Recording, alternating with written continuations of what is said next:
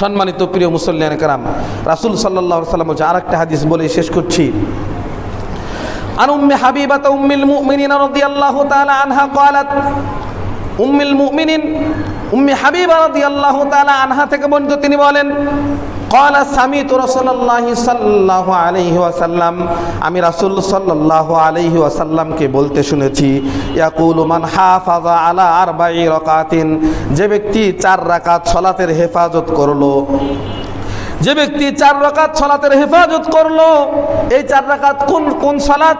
রাসূল বললেন ক্বাবলা যুহুরি 40, জোহরের পূর্বে 4 রাকাতের সালাত, জোহরের পূর্বে 4 রাকাত সালাতের যে হেফাজত করলো, হেফাজত করলো, রাসূল বলেছেন বাদাহা হারামাহুল্লাহু আলান নার, হারামাহু, তাকে হারাম করে দেওয়া হবে। আল্লাহ রাব্বুল আলামিন বলেন হারামাহুল্লাহু, আল্লাহ তাকে হারাম করবেন আলান নার, জাহান্নামের উপরে ব্যক্তিটাকে হারাম করা হবে।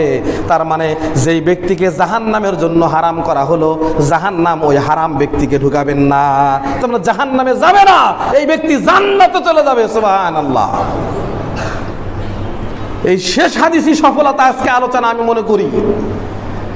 জোহরের পূর্বের 4 রাকাত সালাত যদি কেউ আদায় করে,